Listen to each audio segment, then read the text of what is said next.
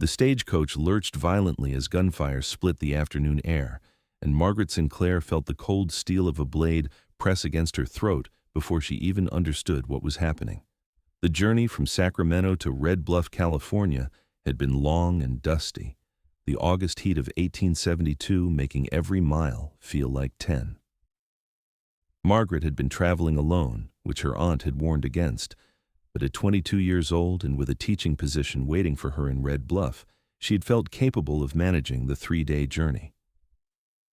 The other passengers, an elderly couple and a traveling salesman, had been pleasant enough company as the stagecoach rattled along the rough mountain roads.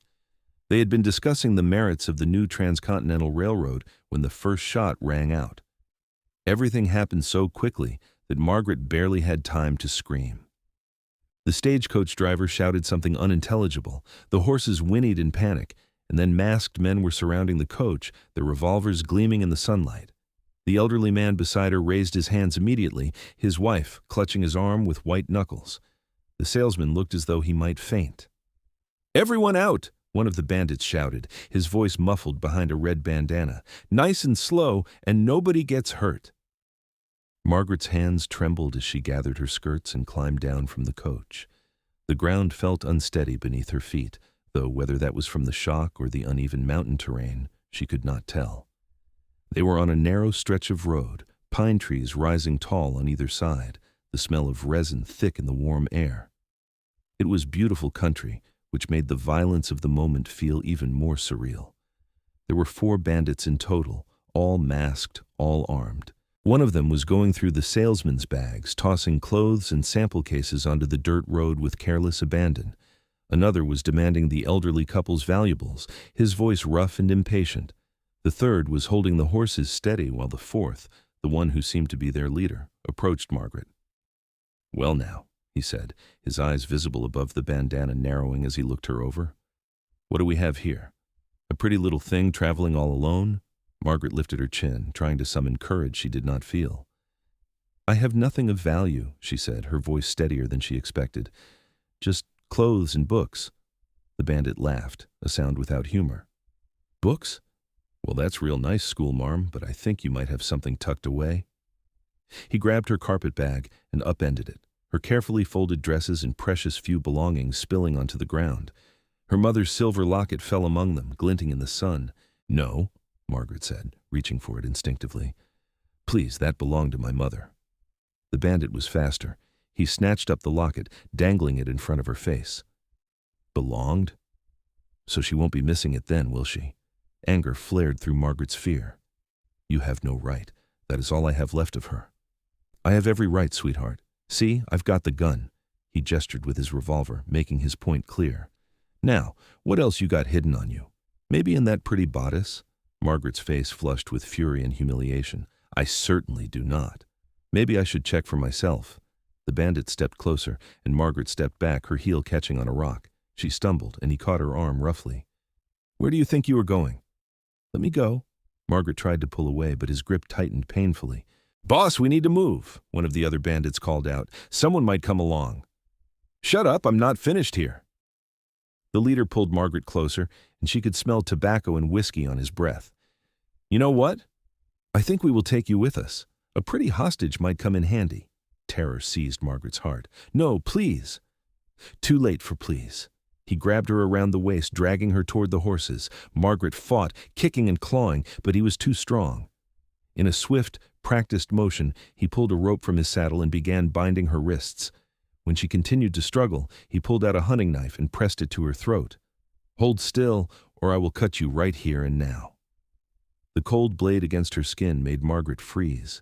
She could feel her pulse hammering against the steel, could smell the metallic scent of the knife that had clearly been used for more than just cutting rope. The elderly woman was crying now, her husband trying to comfort her while keeping his hands raised. The salesman had gone pale as milk. "That is better," the bandit said, finishing the knots around her wrists. "Now you are coming with us, and if you give us any trouble, well, that pretty throat of yours is going to know this knife real well." He shoved her toward one of the horses, and Margaret stumbled, her bound hands making it impossible to catch herself. She fell hard onto her knees, rocks biting through her skirts. The bandit laughed and reached down to haul her up again. The shot came from somewhere in the trees above them, the crack of a rifle echoing through the mountain air. The rope binding Margaret's wrists suddenly went slack, severed cleanly by a bullet that had passed so close she felt the heat of it. The bandits spun around, their revolvers raised, searching for the source of the shot. "Who is there?" the leader shouted, his knife still in his hand, though he had stepped away from Margaret. "Show yourself!" A figure emerged from the tree line, moving with the fluid grace of a mountain cat. He was tall, well over 6 feet, with shoulders broad enough to block out the sun and arms that showed considerable muscle, even through his buckskin shirt. His hair fell past his shoulders in dark waves, and he carried a rifle with the ease of someone who had been born with one in his hands. His face was weathered and tanned from years in the sun, with a strong jaw covered in several days of stubble and eyes that were the color of storm clouds. He looked to be in his mid-20s, powerful and dangerous in a way that made the bandits suddenly seem like boys playing at being outlaws. "The lady is not going anywhere with you," he said, his voice deep and calm, as though he were commenting on the weather rather than facing down 4 armed men. "Let her go, take what you have already stolen, and ride out. Do that, and nobody else has to die today." The bandit leader laughed, though it sounded forced. "Nobody else? Who have you killed?" "Your lookout, about a quarter-mile back." The mountain man said it matter-of-factly, without pride or regret. "He's not going to be warning you about any approaching riders." Margaret saw the bandits exchange glances, saw the uncertainty creep into their postures. The leader tried to maintain his bravado. "There are 4 of us and 1 of you. Those are not good odds, friend." "They are for me." The mountain man's eyes never left the bandits, never wavered. "I said let her go. I will not say it again." The leader grabbed Margaret by her hair, yanking her head back and pressing the knife to her throat once more. She gasped at the sudden pain, at the renewed pressure of the blade. "How about this? You put down that rifle, or I open her throat right here. Let us see how fast you can shoot then." Margaret could see the mountain man's jaw tighten, could see his finger resting lightly on the trigger of his rifle.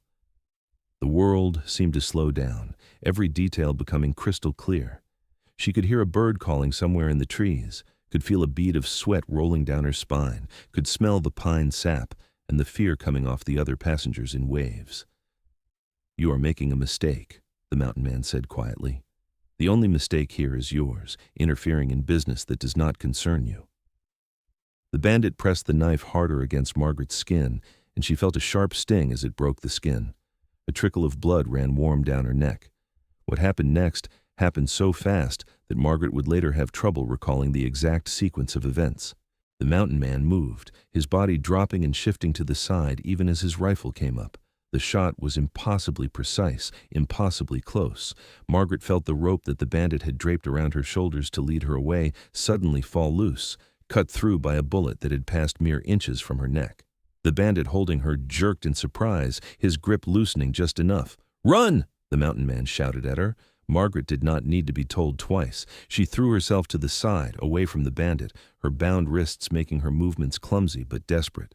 She heard more gunshots, heard men shouting and horses screaming, but she kept moving, crawling and stumbling toward the tree line where the mountain man had appeared. Her hands were still tied, her heart pounding so hard she thought it might burst from her chest. Strong hands grabbed her, and she almost screamed before she realized it was the mountain man. He had somehow crossed the distance between them in seconds, putting himself between her and the bandits. His rifle was slung across his back now, and he had a revolver in each hand, the guns looking small in his large palms. "Stay down," he told her, and then he was moving again, firing with a speed and accuracy that seemed almost supernatural. The bandits were shooting back, but they were panicked now, their shots wild and poorly aimed. One of them clutched his shoulder where the mountain man's bullet had found its mark. Another was trying to mount his horse, clearly deciding that retreat was the better part of valor. The leader was still shouting orders, still trying to maintain control, but his men were not listening anymore. They had seen what this stranger could do, had realized that they were outmatched despite their numbers. The wounded one managed to get onto his horse, wheeling it around and spurring it into a gallop back the way they had come. The one who had been holding the horses followed, and then the third, leaving their leader alone. For a moment the bandit leader stood there, his knife still in his hand, his eyes wild above his bandana. He looked at Margaret, looked at the mountain man, and then looked at the road where his companions had disappeared. With a curse that made Margaret's ears burn, he ran for his horse, vaulting into the saddle and digging his heels into the animal's flanks. Within seconds, all 4 bandits were gone, the sound of their hoofbeats fading into the distance. The mountain man stood still for a long moment, his guns still raised, watching the road.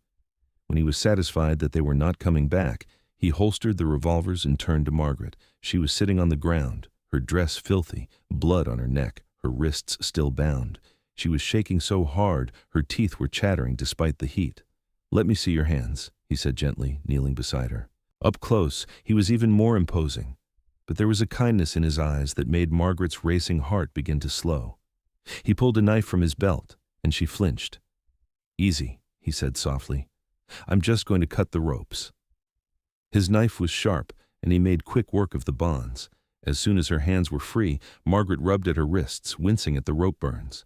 The mountain man was already examining the cut on her neck, his touch surprisingly gentle for such large, calloused hands. "It is not deep," he said, "but we should clean it and put something on it to keep it from getting infected." He looked into her eyes, and Margaret found herself unable to look away.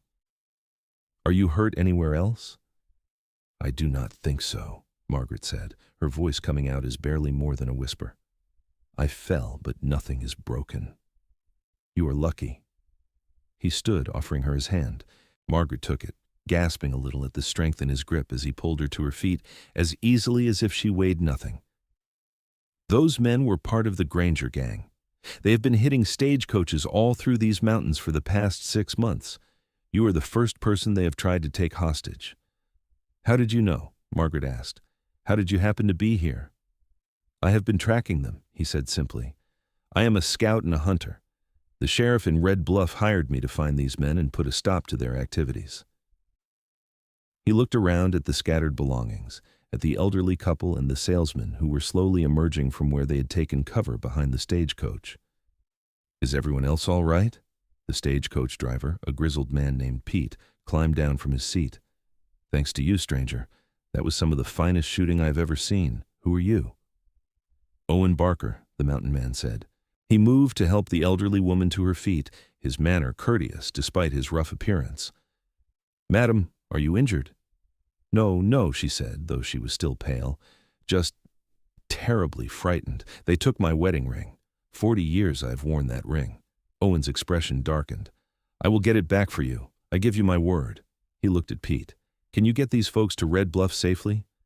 "The wheel is damaged," Pete said, pointing to where one of the stagecoach wheels had struck a rock during the chaos. "I can fix it, but it is going to take time, and I would rather not be sitting here when those bandits decide to come back with reinforcements." Owen nodded. "They will not come back today. They are cowards, and I hurt one of them. They will hole up somewhere to lick their wounds and plan their next move." He glanced at the sun, which was beginning its descent toward the western horizon. "But you are right that you should not stay here. There is a way station about 5 miles up the road. Get there and stay the night. I will track the bandits and catch up with you by tomorrow." "You're going after them?" "Alone?" Margaret heard herself say. She did not know why the thought of this stranger riding off into danger bothered her, but it did. Owen looked at her, and something passed between them, something Margaret could not name but felt all the way to her bones. "It is what I do," he said, "and I made a promise to get back what they stole." "They could kill you," Margaret said. "They could try." There was no arrogance in his voice, just a statement of fact. "But I have been hunting men like them for a long time. I know how they think, how they move, and now they know they are being hunted, which makes them dangerous but also careless." Pete was already working on the wheel, and the salesman was helping the elderly couple gather up their belongings. Margaret looked down at her own things scattered on the ground, at her mother's locket, which was now gone. She bent to pick up a dress, shaking the dust from it. "Here," Owen said, appearing beside her with her carpet bag. "Let me help." They worked in silence for a few moments, gathering her belongings. Margaret was acutely aware of his presence, of the way he moved with such economy and grace despite his size. When their hands accidentally touched as they both reached for a book, she felt a jolt run through her that had nothing to do with fear. "Thank you," she said softly. "You saved my life." Owen looked at her, really looked at her, and Margaret felt heat rise in her cheeks that had nothing to do with the summer sun. "You're welcome," he said. "What is your name?"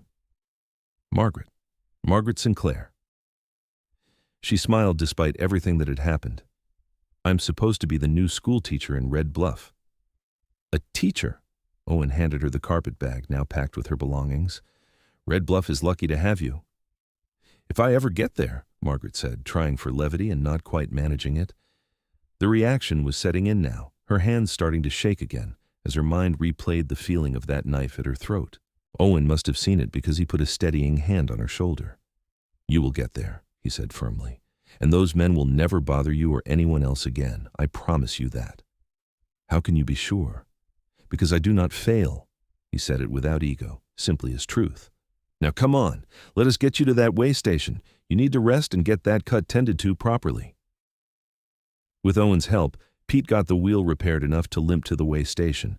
The mountain man rode ahead on his horse, a powerful buckskin stallion that seemed as wild and untamed as its master. Margaret found herself watching him as the stagecoach rattled along, found herself wondering about this man who had appeared from nowhere like a hero from one of the dime novels her aunt had forbidden her to read. The way station was a rough building, little more than a large cabin with a stable attached, but it was clean, and the woman who ran it was kind. Mrs. Donnelly took one look at Margaret's neck and immediately set about cleaning the wound, clucking her tongue at the narrow escape. "You are very lucky, dear," she said, dabbing at the cut with whiskey that stung fiercely. "Another inch, and that blade would have found something vital." "I know," Margaret said, wincing. "If not for Mr. Barker, I would be dead or worse." "Owen Barker?" Mrs. Donnelly's eyebrows rose. "The mountain man? Well, if anyone can keep you safe, it is him. He's got a reputation from here to the Nevada border. They say he can track a ghost and outshoot the devil himself." Margaret thought about the calm way he had faced down 4 armed men, the precision of his shooting, the confidence in his bearing. "I believe it," she said. Owen came in as Mrs. Donnelly was finishing her ministrations, bringing with him the smell of leather and pine and something else, something wild and clean. He had cleaned up a bit, Margaret noticed, and without the grime of the trail on his face, he was quite handsome in a rugged sort of way. "How is she?" he asked Mrs. Donnelly. "She will be fine. The cut is clean and not deep. It will barely leave a scar." The older woman patted Margaret's hand. "You just rest now, dear. I will have supper ready in an hour." Owen waited until Mrs. Donnelly had left before sitting down across from Margaret. In the small room, he seemed even larger, his presence filling the space. "Are you feeling better?" he asked. "Yes, thank you." Margaret touched the bandage on her neck self-consciously. "Mrs. Donnelly says you have quite a reputation." Owen's mouth quirked in what might have been amusement. "Mrs. Donnelly talks too much. She says you can track a ghost." "I cannot," Owen said seriously. "Ghosts do not leave tracks. Men do." He leaned forward, his elbows on his knees. "Miss Sinclair, I want you to know that I'm going after those bandits tonight. They will not expect it, which gives me the advantage. But I need to know if you saw or heard anything that might help me find them. Any names, any distinctive features, anything at all." Margaret thought back, trying to remember details through her fear. "The leader, he had a scar. I saw it above his bandana, across his forehead, and his voice was rough, like he had damaged his throat somehow. One of the others called him boss, but I did not hear any names." Owen nodded, his expression intent. "That is helpful. Anything else?" "One of them. The one who was holding the horses. He had a silver concho on his belt. I noticed it because it caught the light." Margaret frowned, concentrating. "And the one you shot, he was limping even before you hit him. Something wrong with his right leg." "You are very observant," Owen said, and there was approval in his voice that made Margaret feel warm. "That is good. It will make finding them easier." "Please be careful," Margaret said, surprising herself with the intensity of her concern. "They are desperate men." "Desperate men make mistakes," Owen said. He stood, his head nearly brushing the low ceiling. "I should go. I want to pick up their trail while there is still light." "When will you come back?" "Tomorrow. I will meet you in Red Bluff." He looked down at her, and Margaret saw something in his eyes that made her breath catch. "Stay safe, Miss Sinclair." "You too, Mr. Barker." He left, and Margaret felt his absence like a physical thing. She went to the window and watched him ride out on his buckskin stallion, sitting in the saddle with the easy grace of a man who had spent more time on horseback than on foot. Within moments, he had disappeared into the tree line, and Margaret was left wondering if she would ever see him again. That night, she lay awake in the small room Mrs. Donnelly had given her, listening to the sounds of the mountains. Every crack of a branch, every hoot of an owl made her think of Owen Barker out there in the darkness, tracking dangerous men through terrain that could kill as easily as any bullet. She found herself praying, something she had not done with any real fervor since her mother's death, asking God to keep him safe and bring him back. She must have fallen asleep eventually because she woke to sunlight streaming through the window and the smell of frying bacon. Mrs. Donnelly had breakfast ready, and the other passengers were already eating, discussing the previous day's events with the mixture of fear and excitement that came from having survived something dangerous. "The stagecoach will be ready to leave within the hour," Pete announced. "That wheel is not perfect, but it will get us to Red Bluff, and that is only about 15 miles from here." Margaret ate mechanically, her thoughts on Owen. Had he found the bandits? Was he hurt? The questions circled in her mind like vultures. They were loading the stagecoach when the sound of hoofbeats made everyone freeze. Margaret's heart leapt into her throat, fear and hope warring in her chest. Then Owen rode into view, his buckskin horse looking tired but sound. He had a string of horses behind him, the bandits' mounts, and tied across one saddle was a body. He dismounted with fluid grace, despite clearly being exhausted. His clothes were dusty and there was blood on his shirt, though Margaret could not tell if it was his or someone else's. He pulled something from his saddlebag and walked over to where the elderly couple stood. "Madam," he said to the woman, holding out his hand. In his palm lay her wedding ring, along with several other pieces of jewelry. "I believe this belongs to you." The woman's eyes filled with tears as she took the ring with trembling fingers. "Oh, thank you. Thank you so much." She looked at the body. "Is that?" "Their leader. He decided to fight rather than surrender." Owen's voice was flat, matter-of-fact. "The other three are in the custody of the sheriff's deputy in Cedar Ridge. They will stand trial."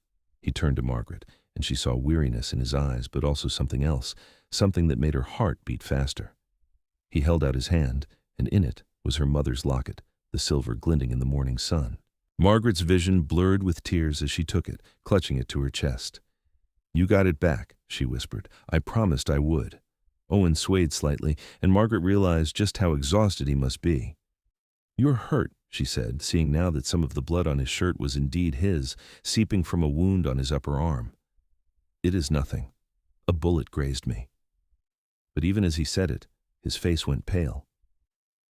"Mrs. Donnelly," Margaret called out, "Mr. Barker needs help."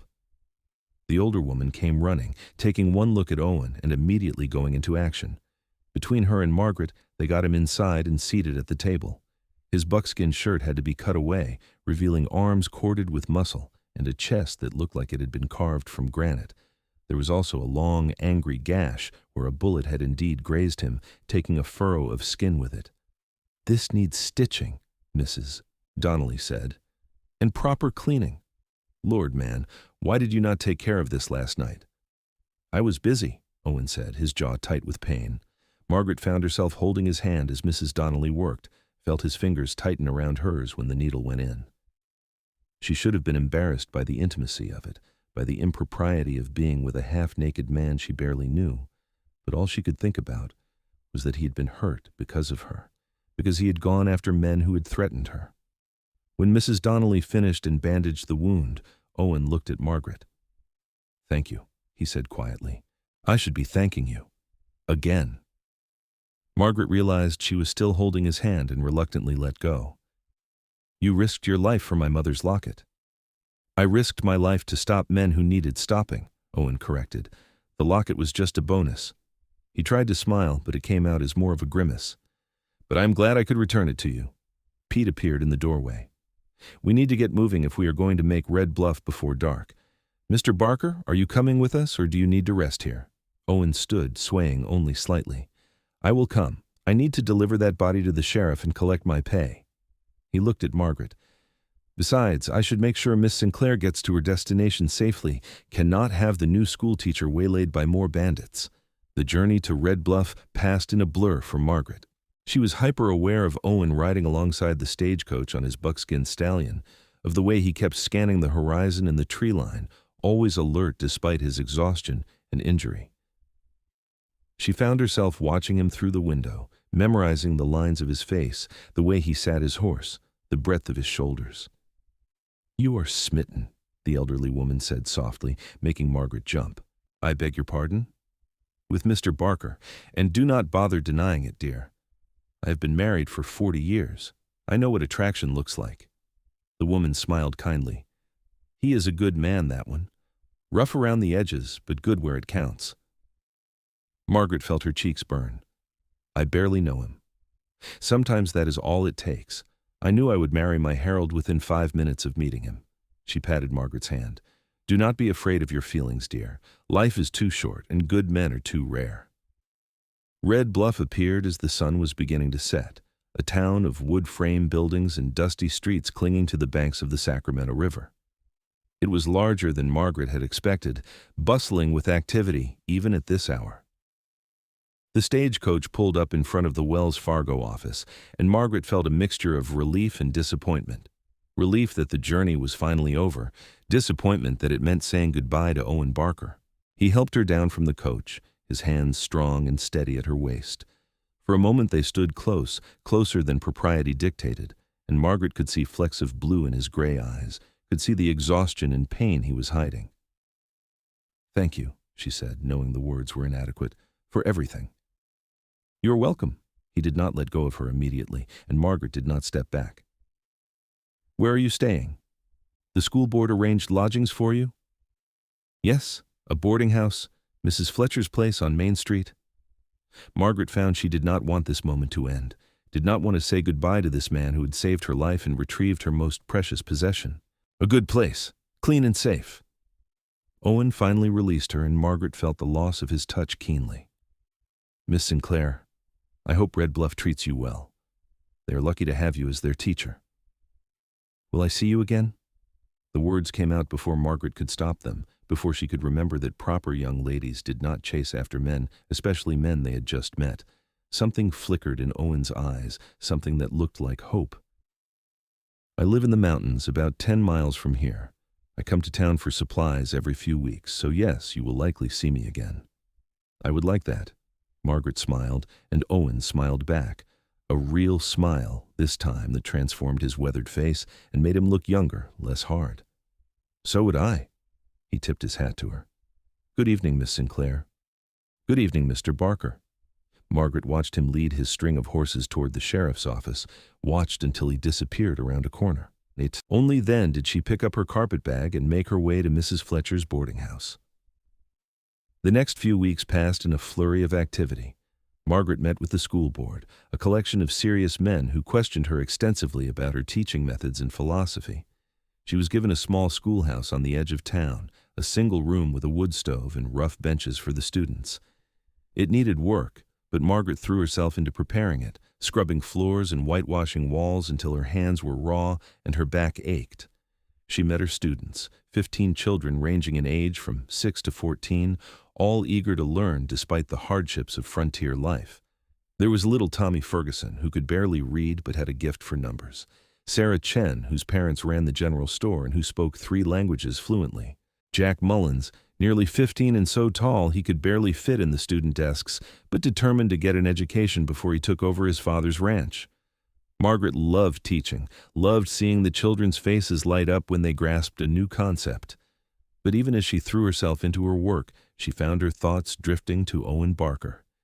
She would see a tall man on the street and her heart would leap, only to sink when she realized it was not him.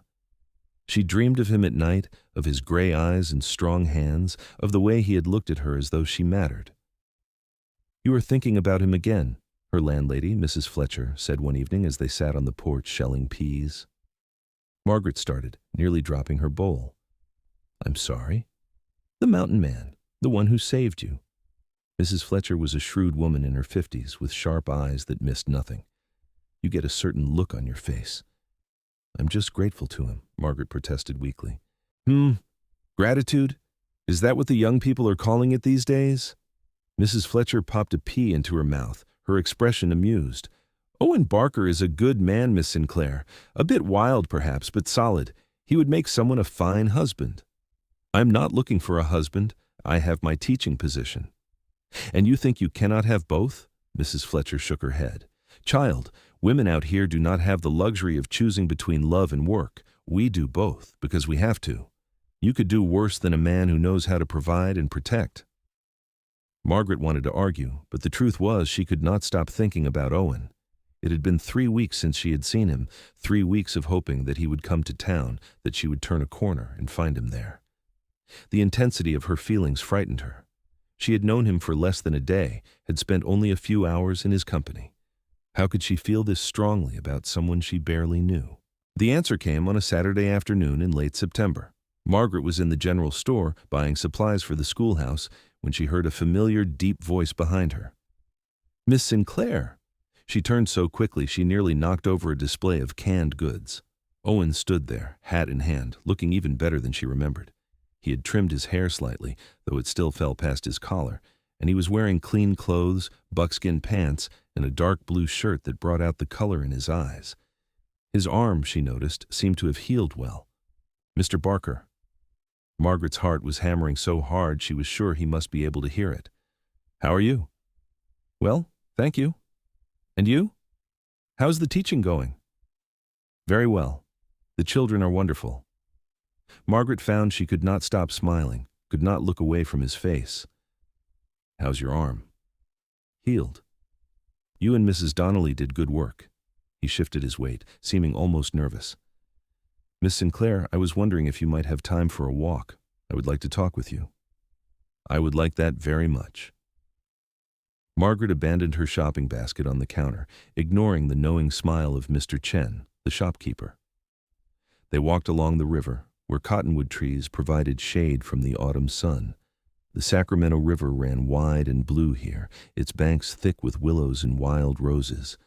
It was beautiful country, and Margaret was beginning to understand why people came west, why they endured the hardships for the promise of this wild, open land.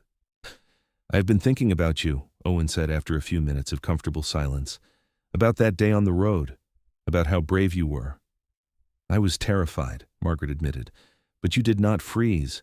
You fought, and when you had the chance to run, you ran. A lot of people would have been too frightened to move." He stopped walking, turning to face her. "Margaret, I need to be honest with you. I came to town today because I needed to see you. I have not been able to stop thinking about you since that day. I know we barely know each other. I know you have your teaching position and your life here in town, but I would like the chance to court you, if you will have me."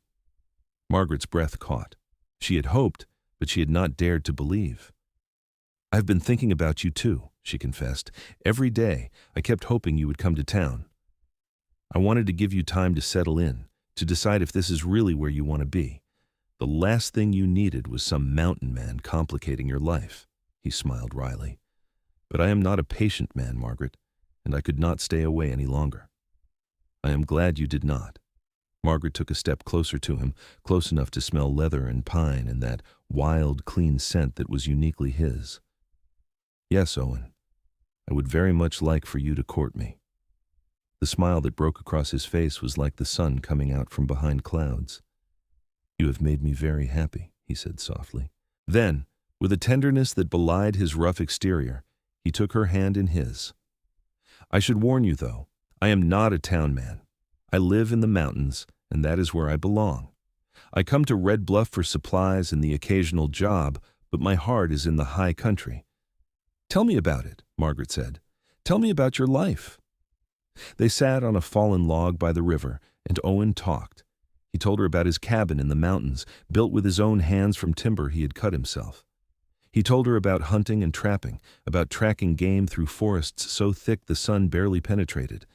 He told her about the silence of the mountains in winter, the way snow muffled everything until the world seemed to be holding its breath.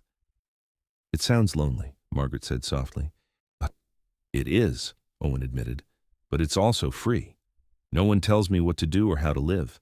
I answer to no man but myself." He looked at her, his gray eyes serious. "But lately, the loneliness has been harder to bear. Since I met you, That cabin has felt empty in a way it never did before.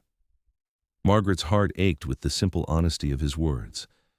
I know what you mean, she said. I have been busy, surrounded by people all day, but at night I feel alone in a way I never did back in Sacramento. Then maybe we can be less alone together, Owen said. He raised her hand to his lips, pressing a gentle kiss to her knuckles that sent shivers through Margaret's entire body. May I call on you tomorrow? Take you to dinner? I would like that very much. Owen did call on her the next day, and the day after that. When he had to return to the mountains for work, he sent her letters, his handwriting surprisingly elegant for a man who made his living with his hands and his gun. Margaret treasured those letters, reading them over and over until she had them memorized. He told her about his life, about growing up in Missouri and heading west at 16 after his parents died of cholera. He told her about learning to survive in the wilderness, about the years he had spent as a scout for the Army during the Indian Wars. He told her things he had never told anyone, and Margaret reciprocated, sharing her own stories of loss and struggle, of her mother's long illness and death, of her determination to make something of herself despite the limitations society placed on women. Their courtship was unconventional by the standards of the day. Owen was often gone for weeks at a time, working as a scout or hunting in the high country. But when he was in town, he and Margaret were inseparable. They took long walks along the river, talking about everything and nothing. They attended church socials together, weathering the curious stares and whispered comments of the townspeople who could not quite reconcile the rough mountain man with the refined schoolteacher. Margaret did not care what people thought. She was falling in love with Owen Barker, falling so hard and fast that it sometimes frightened her. She loved the way he listened when she talked about her students, the way he asked thoughtful questions about teaching methods and curriculum. She loved his quiet strength, the way he moved through the world with such confidence and competence. She loved the tenderness he showed her, the way his large, calloused hands were so gentle when they touched her face. Owen, for his part, was equally smitten. Margaret could see it in the way he looked at her, as though she were something precious and rare. He brought her gifts from the mountains, a perfect pine cone, a handful of wild strawberries, a piece of quartz shot through with veins of gold. Small things, but given with a care that made them priceless. Winter came to Red Bluff, bringing cold rains that turned the streets to mud and made the Sacramento River run high and fast. Owen came to town more frequently, worried about Margaret in the increasingly harsh weather. He chopped wood for Mrs. Fletcher's boarding house, repaired the leaking roof on the schoolhouse, made sure Margaret had everything she needed. "You are going to spoil me," Margaret told him one evening as they sat in Mrs. Fletcher's parlor, carefully chaperoned by the landlady who sat in the corner knitting. "Good," Owen said, his fingers intertwined with hers. "You deserve to be spoiled. I am perfectly capable of taking care of myself. I know you are, but that does not mean you should have to." He looked at her, his expression serious. "Margaret, I want to take care of you. I want to come home to you at the end of the day. I want to wake up next to you every morning. I want to build a life with you." Margaret's breath caught. "Owen, what are you saying?" He slid off the sofa onto one knee, pulling a small box from his pocket. "I am saying that I love you, Margaret Sinclair. I have loved you since the moment I saw you standing up to those bandits, scared but brave. I love your intelligence and your kindness and your strength. I love the way you see the best in people, the way you care so deeply about your students. I love everything about you, and I want to spend the rest of my life showing you just how much." He opened the box, revealing a simple gold band with a small diamond. "It is not fancy," he said, "but it is the best I could afford. Margaret, will you marry me?" Tears were streaming down Margaret's face, but she was smiling so wide it hurt. "Yes," she said. "Yes, Owen, I will marry you." He slipped the ring onto her finger, then stood and pulled her into his arms, kissing her with a passion that made Margaret's toes curl. From the corner, Mrs. Fletcher cleared her throat loudly, and they broke apart, both breathless and laughing. "I suppose I should ask your father's permission," Owen said, "but given that he is back in Sacramento and you are your own woman, I am asking you instead." "And I'm saying yes."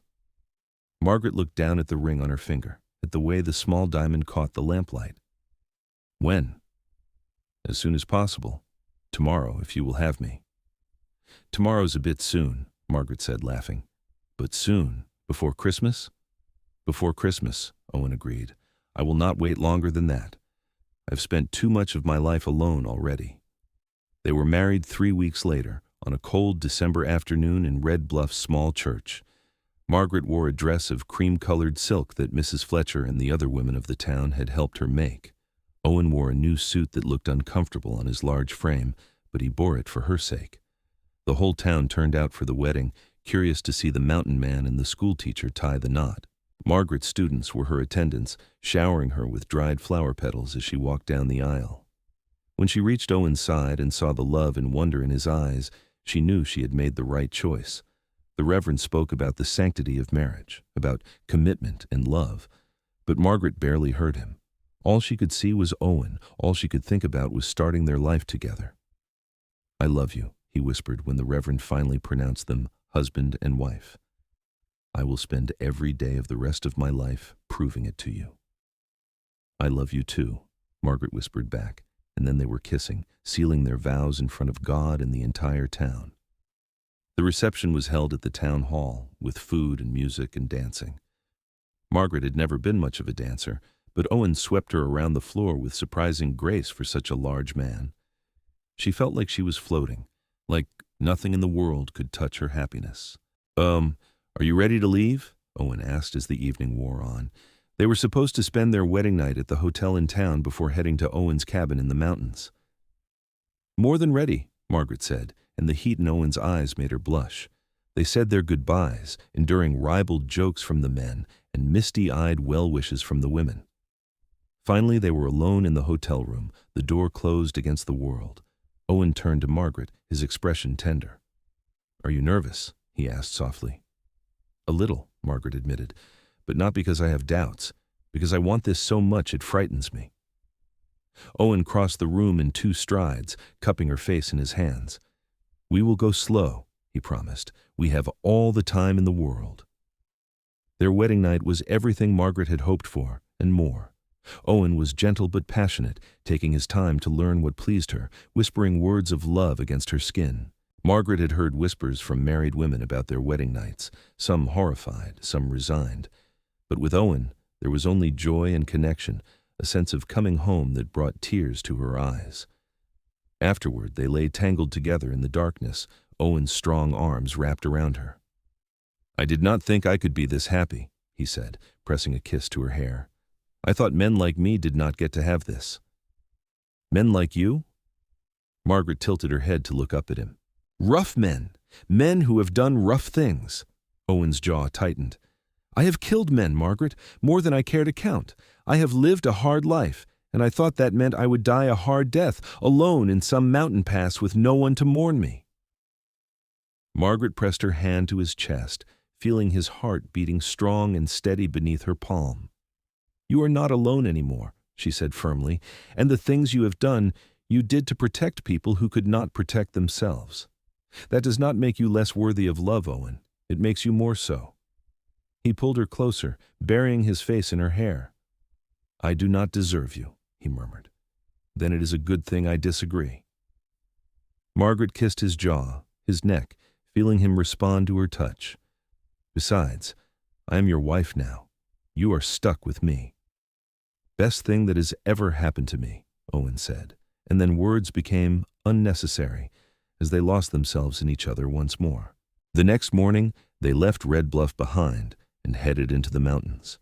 The school board had agreed to hire a temporary teacher to finish out the year, and Margaret had promised to return in the spring. But for now, she was eager to see Owen's home, to start building their life together. The journey took most of the day, following narrow trails that climbed higher and higher into the Sierra Nevada mountains. The air grew colder, pine trees closing in on either side. Margaret rode a gentle mare that Owen had procured for her, following behind his buckskin stallion. Despite the cold and the rough terrain, Margaret felt her spirits soaring. This was adventure, this was freedom, this was everything she had dreamed of when she had decided to come west. Owen's cabin sat in a clearing surrounded by tall pines, with a small stream running nearby. It was larger than Margaret had expected, solidly built with a stone chimney and real glass windows. Smoke was rising from the chimney, and as they approached, a man stepped out onto the porch. "Owen!" the man called, his face breaking into a grin. "About time you got back. I was starting to think you had forgotten about me." "Thomas, what are you doing here?" Owen dismounted, clasping the other man's hand warmly. "Keeping an eye on your place, making sure no one moved in while you were off getting hitched." Thomas was younger than Owen, perhaps Margaret's age, with sandy hair and an open, friendly face. "You must be the new Mrs. Barker. Owen would not shut up about you last time I saw him." Margaret laughed as Owen helped her down from her horse. "It is nice to meet you, Thomas." "Thomas Ryder. I live about 5 miles north. Trap and hunt like this fool does." He gestured at Owen. "We have known each other for years. I could tell you some stories." "Later," Owen said firmly. "Right now I want to get my wife settled in." Thomas grinned knowingly. "Of course, I will be heading out then. Just wanted to make sure everything was in order for you." He tipped his hat to Margaret. "Madam, welcome to the mountains. If you need anything, do not hesitate to send word." After Thomas left, Owen carried Margaret over the threshold, making her laugh with the sheer romance of the gesture. The interior of the cabin was simple but well made, with a large fireplace, a kitchen area, and a bedroom partitioned off by a curtain. There was a loft above for storage, and the furniture, though rough, was sturdy and functional. "What do you think?" Owen asked, setting her down and watching her face anxiously. Margaret turned in a slow circle, taking it all in. "I think it is perfect," she said honestly. "I think it is home." The look of relief and joy on Owen's face was worth any misgivings she might have had. He pulled her close, kissing her thoroughly. "I will build you a better house," he promised, "bigger, with more rooms for when the children come." "Children?" Margaret's heart skipped. "I hope so, if you want them." Owen looked suddenly uncertain. "I know we have not discussed it, but I would like to have a family with you." "So would I," Margaret said softly. "Very much." That first winter in the mountains was both harder and more wonderful than Margaret could have imagined.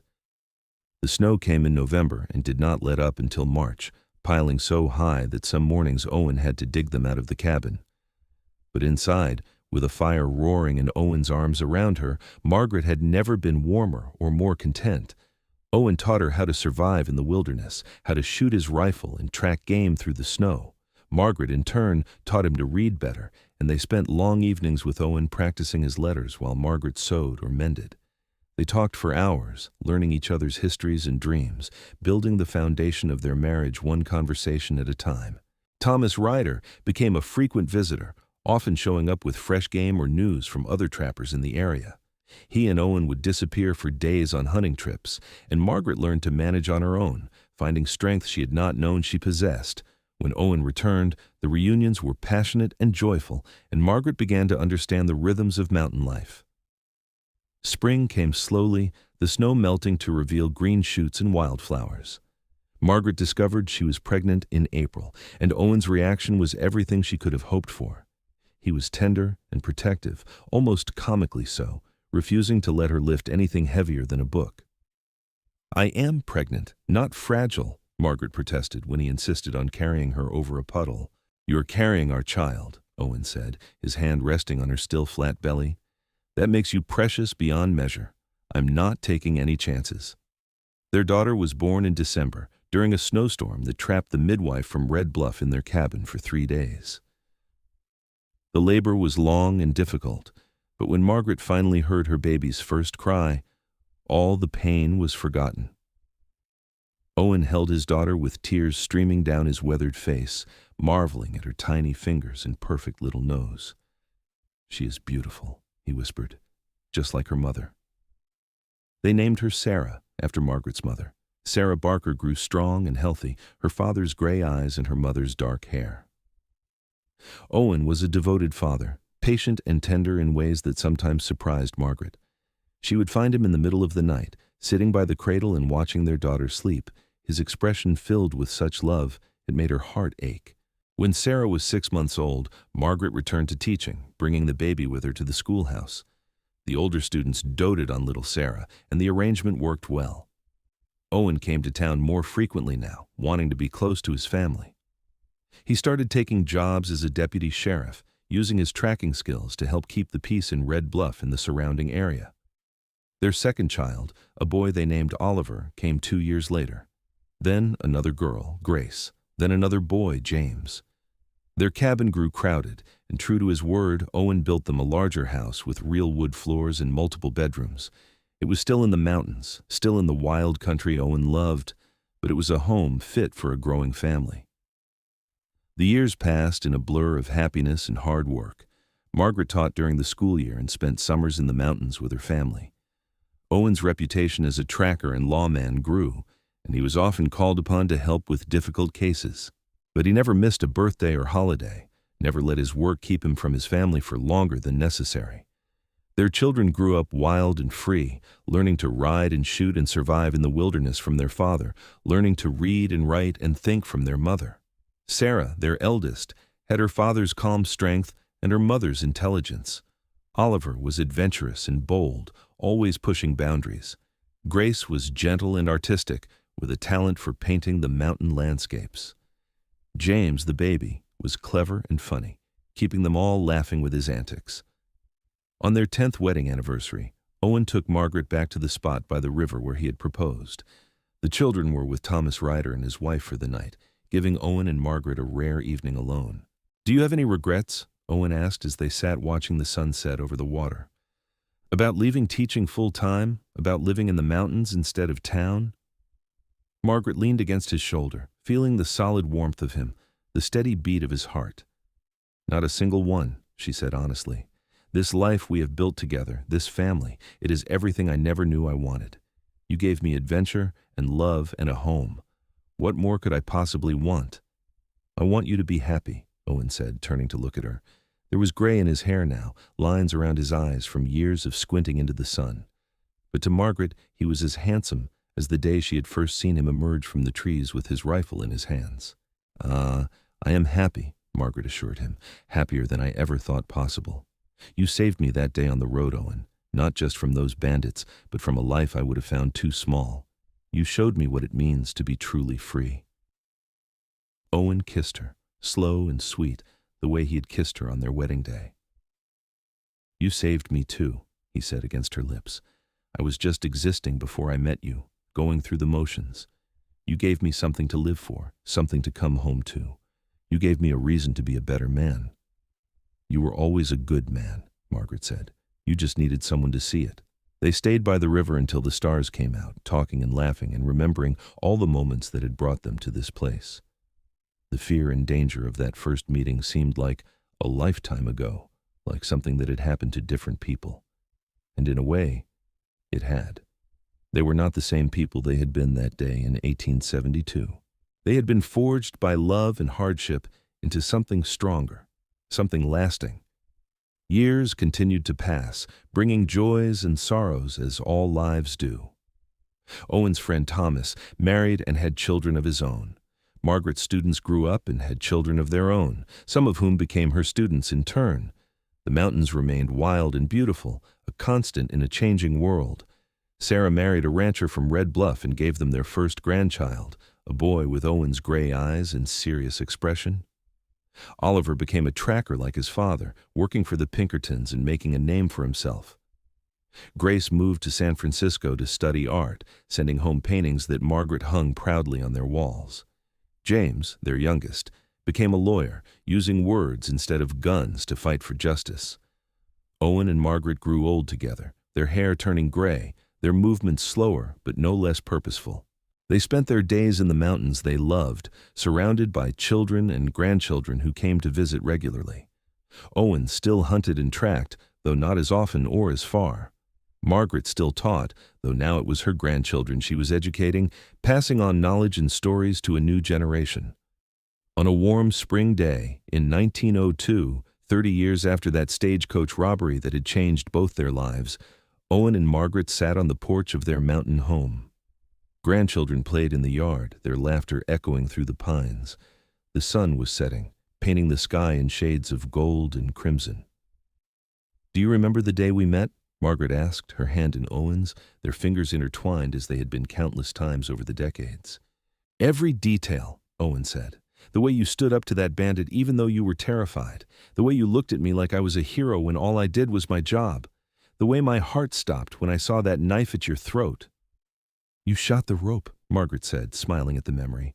Everyone said it was impossible, but you did it anyway. You set me free. We set each other free, Owen corrected. You freed me from loneliness, from a life that had no meaning beyond survival. You gave me love and family and purpose. You gave me everything.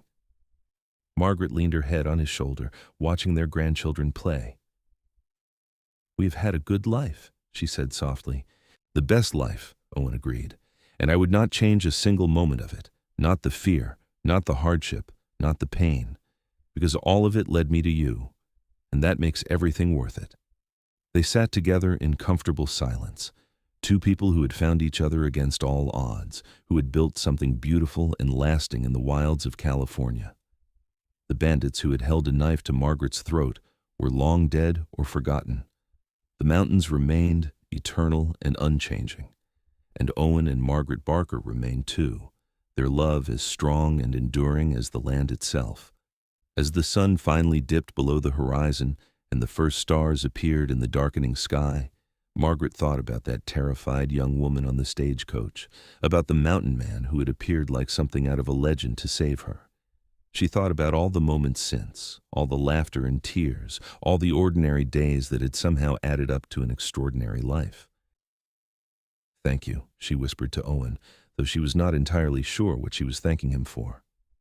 For saving her life, yes, but also for sharing his life with her, for loving her with such fierce devotion, for giving her children and grandchildren and a legacy of love that would outlast them both.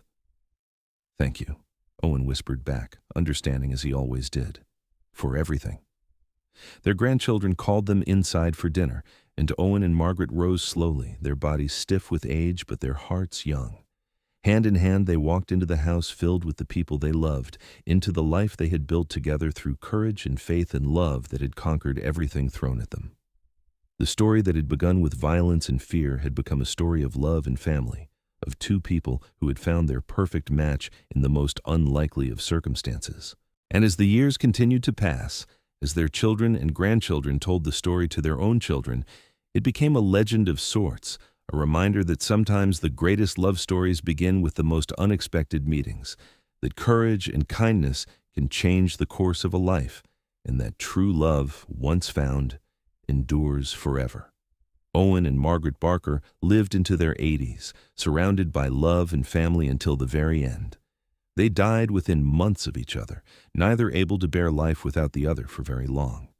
They were buried side by side in a small cemetery in Red Bluff, their headstones simple but inscribed with words that captured the essence of their love. Together, always. Their children and grandchildren carried on their legacy, the Barker name becoming synonymous with strength and integrity in California. The story of how Owen had saved Margaret from the bandits was told and retold, growing more embellished with each telling but always maintaining the essential truth at its core. That love can blossom in the most unexpected places, that one moment of courage can change everything, and that the bonds forged in adversity are the strongest bonds of all. The mountains where they had built their life together still stood wild and beautiful, a testament to the enduring power of the land and the love that had flourished there. And sometimes, on quiet evenings when the wind whispered through the pines, people said you could still feel the presence of Owen and Margaret Barker, their love so strong it had become part of the very fabric of the mountains themselves, eternal and unchanging as the granite peaks that touch the sky.